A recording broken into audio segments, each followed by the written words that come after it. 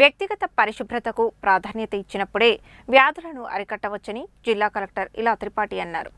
AR నగర్లో open drainage సిస్టమ్ను వెంటనే మూసివేయాలని మున్సిపల్ కమిషనర్ను ఆదేశించారు.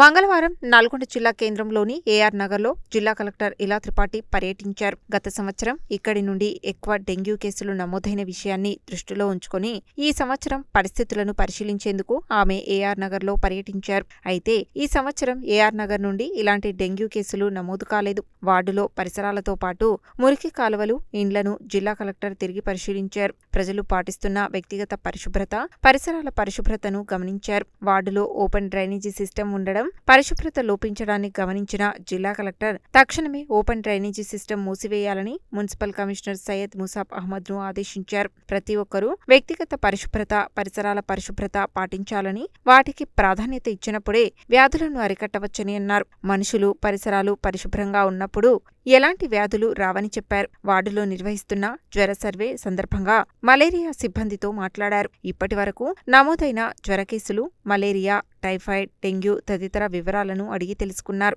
డాక్టర్లు వచ్చారా, రక్తం నమూనాలు తీసుకున్నారా అని ఇంటి యజమానుల ద్వారా అడిగి తెలుసుకున్నారు. వర్షాన్ని దృష్టిలో ఉంచుకొని సీజనల్ వ్యాధులు, అంటువ్యాధుల వంటివి రాకుండా తాగునీటిని కాచి చల్లార్చి వడపోసి తాగాలని, తాజా ఆహారాన్ని తినాలని, పరిసరాలను పరిశుభ్రంగా ఉంచుకోవడంతో పాటు వ్యక్తిగత పరిశుభ్రతను పాటించాలని ఆమె వార్డు ప్రజలకు సూచించారు. అనంతరం జిల్లా కలెక్టర్ లైన్వాడ పట్టణ ప్రాథమిక ఆరోగ్య కేంద్రాన్ని తనిఖీ చేశారు.